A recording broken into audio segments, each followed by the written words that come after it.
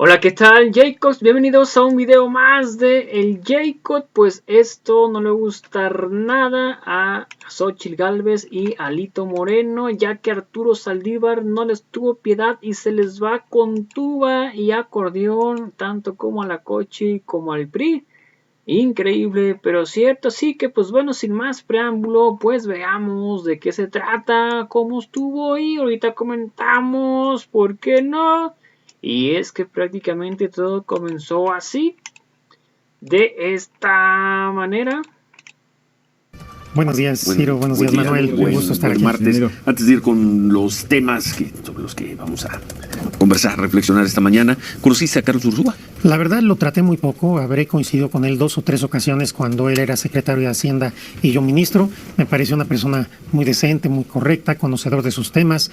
Entiendo por lo que he escuchado de él, pues que fue un maestro muy querido, un mentor de muchos y muchas de los economistas que están ahora en cargos importantes, sí, tanto en el sector público como privado, y una persona muy apreciada. Yo ayer lamenté en un tuit su fallecimiento, sí, y expreso mis condolencias a su familia y a todos sus seres queridos. Oye, y rápidamente, tanto la familia desde ayer como Xóchitl Gálvez esta mañana salen a matar la versión que no tuvo mucha fuerza, pero que corrió ayer, de empezar a generar unas sospechas sobre la muerte de Carlos Ursúa.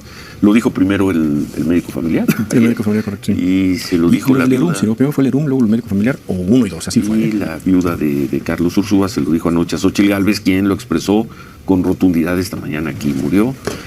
Pues así es la muerte súbita. Por eso es muerte súbita. Así, tristeza, pero pues así. Así sucede, y yo creo que hay que señalar, no voy a decir ni siquiera los nombres porque no lo merecen, esas 3 personas que salieron en la plataforma X a dar a entender que había sido un homicidio. Me parece una irresponsabilidad y una bajeza que los pinta de cuerpo entero. Sí, y además comparando a Carlos Ursúa con el disidente ruso, con Alexei Navalny, quien murió después de una caminata ya en uno de esos lugares donde se llevan a los presos políticos en Rusia. Pero en fin, bueno, es la propia familia, ya olvidémonos de si fue el ERUM o si fue el médico familiar, es la propia familia de Carlos Ursúa la que está expresando, y además esta mañana lo expresó a través de Xóchitl Gálvez, que don Carlos Ursúa murió de muerte natural. Descanse en paz, y hay una coincidencia, eso sí, de todos, de que era una muy, muy buena persona. Muy duro, Arturo. Hubo una movilización, hubo varias movilizaciones el domingo en la Ciudad de México, en ciento y tantas ciudades, 120, 130 ciudades. Muy duro el presidente López Obrador y Claudia Sheinbaum con esa expresión, ¿no? Diciendo que en la movilización sobresalían los falsos demócratas, Arturo. ¿Tú coincides con ese punto de vista? Yo quisiera hacer un análisis en estos términos. Primero, a mí me parece muy sano que la oposición salga a las calles. Qué bueno que llenaron el Zócalo. Qué bueno que se acredite con sus propias manifestaciones que vivimos en una democracia. Si no viviéramos en una democracia, si fuera una dictadura, si estuviera en riesgo la democracia, no hubieran podido marchar en paz, sin que nadie los molestara, no hubieran podido gritar las consignas que gritaron en contra del presidente. En una dictadura eso no se puede hacer. Entonces yo celebro el vigor de la democracia mexicana que se confirma el domingo pasado. Sí quiero hacer algunas precisiones. Primero, ¿quién convoca a estas marchas o a esta marcha? Los convocan las mismas organizaciones que promovieron y promueven, que apoyan y apoyaron, y que casi impusieron a la candidata del PRI como candidata del PRI, del PAN y del PRD. Creo que esto es inobjetable. En segundo lugar, ¿cuál es la causa, las razones que se dan para la marcha? Y aquí me parece que se incurrió en una guerra sucia y en un engaño para motivar a la gente a ir a estas manifestaciones. Se decía que se estaba en riesgo la democracia, que estábamos entrando a una dictadura, que se va a abolir la propiedad privada, que se va a acabar con la Constitución, que si tienes 2 casas te van a quitar una, etcétera. Todos los que ustedes leyeron en esas semanas, en los chats y en todo lo demás. Aunque había un decálogo muy claro, ¿no? Sí, pero incluso el decálogo es bastante, es bastante ambiguo y falso. El decálogo de convocatoria, digamos. Pero, y en esta lógica, yo veo que hubo un gran número de personas, que tienen todo el derecho de hacerlo, que acudieron a la marcha sin saber realmente para qué iban, sino motivadas por esta cuestión de un miedo a una dictadura. Se hablaba de comunismo. Y Pero creo la gente que no es tonta, Arturo. No, la gente Ahora sí no- que voy a citar al clásico. Sí. La gente no es tonta. No, a ver, la gente no es tonta, Sí, pero si sí, tú sí. ves, porque seguramente lo recibes más que yo, todos los chats en WhatsApp, todas las mentiras y toda la guerra sucia que se hace en contra del gobierno y en contra de Claudia Sheinbaum, me parece. Y además, la gente que fue entrevistada ahí, ¿por qué te decían en el manual de la marcha? No hablen con la prensa. No, porque la prensa se va a dar cuenta que no tienen muy claro para qué estaban ahí. Pero este es un sector, también hay que reconocer que me parece que hubo muchos ciudadanos y ciudadanas que marcharon o se manifestaron en contra del gobierno, en contra de la candidata Claudia Sheinbaum e implícitamente a favor de la candidata del PRI. Lo que quiero decir es que esta fue una marcha, fueron unas marchas político-electorales. Eso es innegable. Y lo que se dice que no se viene a apoyar una candidata ni hablar en contra de otra, pues simplemente es ver todo lo que se dijo, las consignas, lo que dijo la gente, hasta el propio discurso que se dio ahí.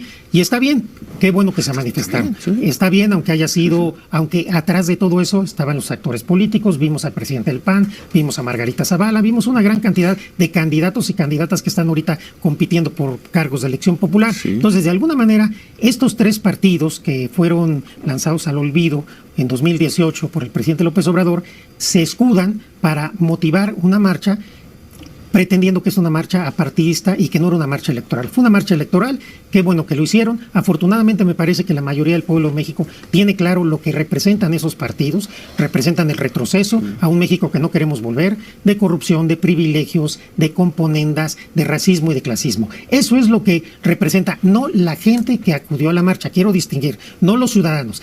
¿Quiénes están atrás y capitalizan esas marchas que son los mismos grupos que están apoyando a la candidata del PRI? Eso es claro, qué bueno que participen, creo que nosotros seguimos teniendo la mayoría, así quedará demostrado en la elección, las encuestas siguen favoreciendo por un margen amplio a Claudia, pero yo creo que esto, reitero, esas marchas son muy sanas porque lo único que demuestran es que desmienten la lógica de la guerra sucia de la oposición. Y si hay algo que quiero llamar la atención, me parece que lo que sucedió el domingo nos dice muy claro que ante la falta de propuestas, ante la falta de ideas, ante la falta de conexión con el pueblo, la oposición está apostando a la guerra sucia. Lo estamos viendo en la plataforma X, lo estamos viendo en los chats, lo estamos viendo en lo que son se dice. espacios naturales, intrínsecos de guerra sucia y lo han sido siempre, No. de los cuales ya se sirvió extraordinariamente el movimiento del presidente López Obrador. No. Esos espacios siempre han sido espacios de guerra sucia. ¿Por qué están tan sorprendidos hoy Vamos, que claro. se dé ahí, en Sorprendidos. X, en Facebook? A ver, sorprendidos, Sí, sí. sorprendidos no estamos. No siempre se ha dado, me parece,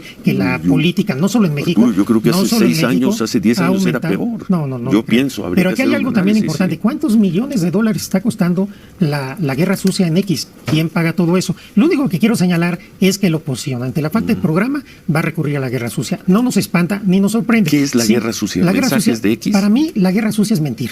Por ejemplo, pagar con bots y con muchos millones de dólares una campaña de narcopresidente, narcocandidata. Decir que te van a quitar tu propiedad, que hay una reforma de Morena para quitar tu propiedad, decirte que va a haber una dictadura, que se va a instaurar el comunismo. Esa guerra sucia es mentir.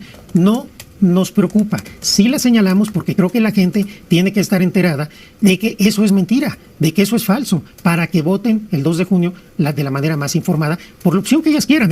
Habrá un grupo importante, lo hay, de opositores al gobierno y que van a votar por la candidata del PRI, cualquiera que sea la circunstancia, pero creo que hay otro grupo muy amplio en la población que está valorando su voto y ahí hay que decirles, cuidado, no se dejen engañar, porque toda esta teoría del terror está muy bien armada por publicistas. Desde que empezó a tomar el calderonismo la campaña de Xóchitl, se cambió a una campaña de guerra sucia. ¿Quién? ¿Max Cortázar? Pues sí, Max todos los que Cortázar están- rompió con el calderonismo Rompió, pero en fue 2009. uno de los causantes, ya sé que no va a estar Sí. de acuerdo, de Sí. la guerra sucia y el fraude de 2006. Entonces ahí está, se ve claramente cómo cambió la campaña Sí, de la pero candidata que rompió vendía con- gelatinas a la candidata que ahora lo que hace es hablar con guerra sucia siempre, porque no tienen propuestas, no tienen ideas Sí. y no tienen conexión con el Oye, pueblo. nada más- Quien desfiló es una minoría, por muchos que hayan Insistir, sido. Max Cortázar rompió y fuerte con Felipe Calderón en 2009. Con Y Felipe no se Calderón volvió. rompió con Felipe Calderón rompió pero mucha gente, pero es la misma pero tú ideología. dices que es, bueno, a Es ver, la misma ideología. tenemos que hacer pausa y continuamos conversando con el ministro Arturo Saldívar. 8:20, volvemos. Bueno, entonces el claro. pésame, ¿cómo es? Dice, mi pésame a los familiares de Carlos Ursúa, lamento mucho su muerte en lo que parece ser un accidente, de acuerdo a lo que los mismos familiares han expresado. Bueno, y sí, creo, tú no dijiste los nombres de los tres, Arturo, los digo yo. Sí, creo que se equivocaron Gabriel Cuadri, Manuel Cloutier, Fernando Belaunzarán, al empezar a jugar a la teoría de la conspiración sin tener un solo dato. Lo dijimos anoche al final del programa de televisión. ¿Qué necesidad hay de, en un ambiente tan polarizado, tan enfrentado, yo diría tan riesgoso por el tema de la violencia, de meter o de tratar de meter en la conversación un supuesto asesinato político cuando no se tenía un solo dato? Si alguien dijera, bueno, es que aquí están los videos donde se ve que entraron unas personas a casa de Carlos, bueno, trabajamos, investigamos, pero solo porque suponen que una muerte así solo pudo haber sido producto de un homicidio.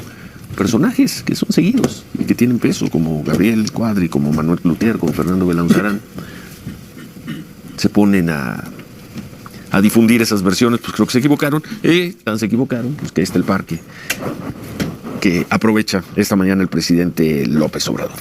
Los nombres los dije yo, Arturo. Muy bien, sí. Bueno, ¿en qué estábamos nada más para cerrar el tema de la marcha? Yo quería decirte, porque tú decías que en la convocatoria se le pedía a las personas que no hablaran con los medios.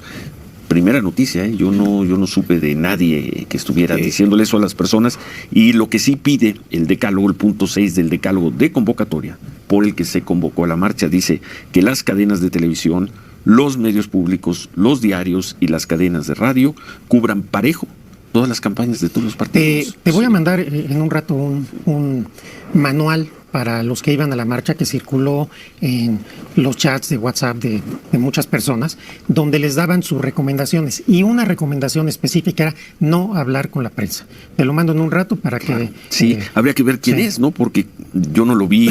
Convocaron las organizaciones Seguimos en Marcha, Unidos, Marea Rosa, Frente Cívico Nacional, Poder Ciudadanos, Sí por México, Sociedad Civil México, UNE y Unidos México.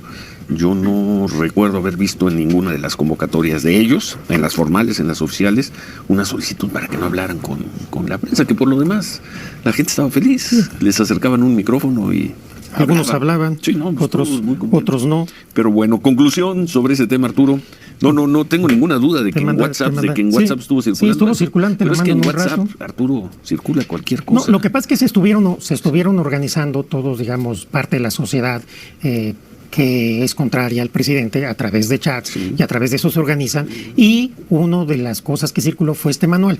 No sé quién lo produjo, pero te lo mando en un rato porque sí es importante como la desconfianza en la prensa. No hablen con la prensa porque entonces van a querer tergiversar. En fin, están en su derecho. Mi conclusión es, qué bueno que marcharon, qué bueno que tuvieron éxito en su convocatoria. Me parece que demuestra la vigorosa democracia que vivimos, desmiente justamente los planteamientos de ese movimiento. Sí es el ala conservadora, sí es un movimiento a favor de la candidata del PRI, y sí fue una marcha con contenido político electoral. Creo que eso es innegable. Nosotros seguiremos haciendo lo que nos toca y confiando en el pueblo de México, y estoy convencido que la mayoría del pueblo de México sigue con nosotros y no quiere regresar al pasado de corrupción, de privilegios. Y claro que enfrentaremos la guerra sucia ante la falta de proyecto y ante la falta de conexión con el pueblo. Se tiene que recurrir a esto que ya se hizo en 2006, es exactamente la misma fórmula del peligro para México, de si nos vamos a convertir en Venezuela o en Cuba o en Corea del Norte, vete a saber qué se les ocurre ahora. Pero tú lo has dicho, yo también, el pueblo no es tonto, y el pueblo al final decidirá. Y claro, hay muchas personas que están en este movimiento conservador, pues que están defendiendo privilegios que perdieron y que no quieren un país con prosperidad compartida, quieren un país que siga privilegiando a ciertos sectores y que olvide a la mayoría de la población. Pero ¿quiénes perdieron esos privilegios, Arturo? ¿Quiénes los perdieron? Primero, toda la clase política. La clase política que gobernó, que se pasaron la banda entre el PAN y el PRI, pues hoy no tienen el poder. ¿Cuántos estados gobierno de Morena que los gobernaba la oposición? Están entonces en la disputa política, en la disputa del poder. Para eso son las elecciones. Claro. pero esos grupos obviamente perdieron sus privilegios porque cambiaron las reglas del juego. Hubo también, hay que decirlo, lo digo con respeto, pero es la verdad, hubo una parte de medios de comunicación, de comunicólogos, de conductores, de académicos, que también perdieron privilegios económicos y de cercanía con el poder. Eso también es cierto. No generalizo, digo algunos, porque obviamente yo soy muy respetuoso y tengo gente como tú a la que respeto muchísimo, pero también hay que reconocerlo. Y tú ves cierta agenda de ciertos comentócratas muy clara y muy sesgada, muy poco objetiva. Están en su derecho, pero sí hay que señalarlo. Bueno, eso el domingo también se registró Claudia Sheinbaum, ya registró su candidatura, en unos momentos lo hará Xóchitl Gálvez, creo que mañana o el jueves es el último día, lo hará Jorge Álvarez Maínez, y ya llegamos a esta fase, Arturo. Sí, llegamos y creo que salvo el terrible, el tristísimo, la tragedia de la violencia, la delincuencia, las personas que han sido asesinadas y que aspiraban a un cargo, pues finalmente, pese a que se hable de guerra sucia y lo demás, ha habido una buena confrontación de ideas, de puntos de vista. Yo creo que ha habido ideas y puntos de vista de parte de Claudia Sheinbaum, no del otro lado. Creo que Claudia llega a su registro muy fortalecida, hizo una precampaña muy exitosa, la intercampaña también la aprovechó muy bien, se está construyendo un programa de gobierno muy sólido de escuchar a la sociedad. Hasta el día de hoy se han llevado a cabo 102 foros abiertos y 82 mesas de trabajo cerradas para construir en los diálogos por la transformación. Es decir, Claudia Sheinbaum tiene ideas, tiene proyecto, ha convocado a toda la sociedad mexicana, a todo el pueblo de México, a todos los sectores, a constituir un país todavía más justo, más fraterno, con prosperidad compartida. A mí eso me parece muy interesante. Del otro lado, solo hemos visto descalificaciones, giras al extranjero, donde nos tomamos una foto con Felipe Calderón y después ya no nos gustó y entonces resulta que me deslindo de él cuando la foto es clarísima y el lenguaje corporal de los dos muy contentos. E incluso en este periodo, las dos candidatas, Claudia y la candidata del PRI, acuden a una reunión con el Papa Francisco. Y aquí quiero señalar algunas cosas, porque hay quienes pretenden descalificar la reunión de Claudia Sheinbaum con el Papa Francisco con el argumento de que no es católica. Y creo que aquí hay algunos elementos que hay que destacar. Primero, todas las grandes tradiciones espirituales en el mundo tienen los mismos principios: el amor al prójimo, la compasión. Perdón que te interrumpa, tenemos que hacer una pausa y regresamos con ese punto. Las críticas a que Claudia Sheinbaum haya ido, Claudia Sheinbaum, quien quiere ser presidenta de un país de 130 millones, haya ido a ver a uno de los grandes líderes espirituales del mundo. Pero hay personas que la critican porque no son de la misma religión. Regresamos con ese tema, 8:35. Este martes nos ganó la pausa Arturo Saldívar. Hablabas te sorprendían las críticas que se le han hecho a Claudia Sheinbaum por no ser católica, y desde siempre. Sí. Claudia Sheinbaum ha dicho que no lo es, que profesa otras creencias y que, pese a no ser católica, fue a ver al Papa el jueves de la semana pasada. Señalar varias cosas. Primero, todas las grandes tradiciones espirituales, como te decía, tienen los mismos principios: el amor al prójimo, la compasión, un comportamiento ético. Pero algunos líderes sociales y espirituales, como el Papa Francisco, como buen jesuita, tiene además un sentido social muy importante. Y en ese sentido social, de opción preferencial por los pobres, de humanismo en el sentido más profundo, es donde hay una coincidencia muy clara con el pensamiento de Claudia Sheinbaum. Claudia Sheinbaum ha citado muchas veces al Papa Francisco. Hay una conexión espiritual y humanista y de sensibilidad hacia los más vulnerables de estos dos líderes. Y quiero señalar diferencias entre las dos visitas. Primero, la visita de la candidata del PRI se da en la oficina oficial del Vaticano. Ves las fotos, se ve sobriedad, seriedad, formalismo. A Claudia, el Papa Francisco la recibe en su oficina privada de Santa Marta, donde duerme el Papa. Se nota un lenguaje corporal mucho más cálido. El Papa incluso no tiene solideo, bendice una flor que le lleva a Claudia. Yo creo que esas son señales muy, muy claras de cuando hay algo auténtico y cuando hay una impostura.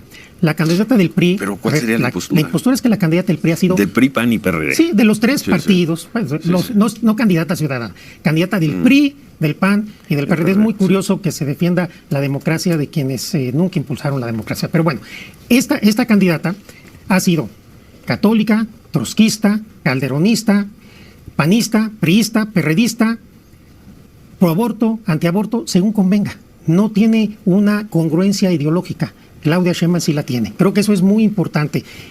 cuando tienes una oportunista que se cambia de cachucha según el auditorio donde esté, y por el otro lado tienes una científica, una intelectual, una mujer congruente con una lucha de mucho tiempo, y además que ha presentado ya, sin poder hacer propuestas, pero ha esbozado ya un programa, un plan del país que queremos. Del otro lado, reitero, solo ha habido descalificaciones, giras un poco extrañas, y del otro lado ha habido un trabajo y se sigue haciendo un trabajo. Por eso yo no tengo duda que a partir del 1 de marzo que inicien las campañas se va a sentir todavía más esa diferencia entre dos candidatas que representan dos visiones del mundo distintas, dos Méxicos a los que queremos llegar, un México de la candidata del PRI que ve al pasado y un México de Claudia Sheinbaum que ve al futuro, para tener un país todavía más justo, más fraterno, más democrático y con una prosperidad compartida que ponga un énfasis en los que menos tienen ni más lo necesitan. Oye, ¿cuándo ha hablado en contra del aborto Xóchitl Gálvez? Ella se había pronunciado a favor del aborto.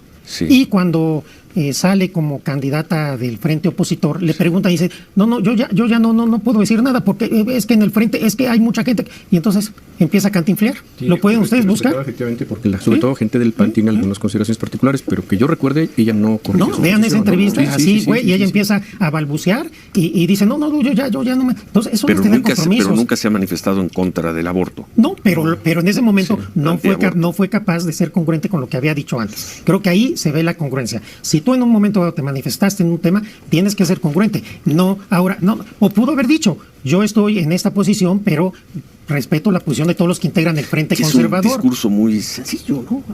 Pues es muy sencillo, pero ya ves que cuando... No lo recuerdo. Sí, fue una entrevista así, banquetera, pero ya por ahí debe estar el video. Pero lo que es muy curioso es que cuando no lee las cosas, pues le sale lo natural y ahí es donde empieza a balbucear. Entonces, yo digo, es una persona, una candidata que está hablando a diferentes sectores y se contradice. Un día se disfraza de rojo y es priista y echa porras a los priistas y dice, México le debe mucho al PRI. Al día siguiente se disfraza de azul y entonces es panista, y luego de amarillo, y luego trata de ser rosita y entonces dice que es ciudadana, y te digo, y es católica, trotskista, de centro derecha, de acuerdo a lo que... Eso a mí me parece una incongruencia, porque no sabemos, sí sabemos, porque sabemos que gobernaría a favor de estos intereses del pasado, pero no sabemos qué piensa, porque se contradice totalmente. Si podemos ir viendo sus discursos, sus entrevistas, se contradice. Entonces, del otro lado tienes una mujer con congruencia, no solo ideológica, sino con congruencia de vida, y por eso el pueblo de México está con Claudia. Aquí, lo digo en descargo, aquí siempre ha sido muy consistente con nosotros, y mira que la conocemos desde el año 2000, cuando llegó ella sí de la nada al gobierno de Vicente Fox. Y pues yo los invito a que vean sus declaraciones. Con nosotros son 25 años de entrevistas, ha sido muy consistente con nosotros. A lo mejor no seguimos todas las entrevistas. A lo mejor no le has tocado los temas en donde es inconsistente, pero ahí está, y afortunadamente ahora como todo queda, ahí está claro cómo se disfraza cada día, porque se molestan que yo diga que es la candidata del PRI, pues es la candidata del PRI. Sí, y del PAN y del PRD. Y además va y dice el PRI, o sea, luchamos por la democracia para que regrese el PRI. Vaya contrasentido, vaya contradicción y vaya absurdo. Arturo, tú que, hablando ahora que dices todo queda y tú que le entiendes a las redes sociales y que has sido muy exitoso en las redes sociales, ¿cómo explicas que sea el propio presidente López Obrador el que siga en el debate del hashtag narcopresidente? ¿Cómo lo explicas? A nosotros lo hemos dicho aquí al aire, nos llama mucho la atención que sea él el que esté carburando ese tema, dándole vida a ese tema, que a fin de cuentas es un hashtag más. Pagado. Pues, totalmente pagado. Como tantos y bueno, tantos. Sí, pero muy claramente. Hashtags. Porque además se dice esto que si son bots o no son bots. Ustedes saben que basta tener un programa para saber cuántos son bots. Y esto cuesta mucho dinero. Yo supongo, porque no lo sé, que quizás el presidente lo que está tratando es precisamente de evidenciar que esto está pagado por los grupos conservadores para desprestigiar a su gobierno. Y que lamentablemente pues hay quienes están comprando esa historia. Yo coincido contigo, esto no tiene ni pies ni cabeza, es un total absurdo y el presidente lo alimenta todos los días. Me dicen que hoy volvió a tocar el tema, ¿no, Sofía? Hoy lo volvió a tocar, lleva un trabajo periodístico de hace 3 semanas que creo, Arturo, hoy no estaría hablando nadie de él, de no ser por la fuerza que le ha dado el presidente. Puede ser, pero a veces el presidente hace ciertas estrategias que no se entienden hasta después. Recuerdo cómo se le criticaba porque había supuestamente inflado a la que hoy es candidata del PRI, del PAN y del PRD. Se decía que era un error, que le estaba inflando, que no existiría si no es por el presidente.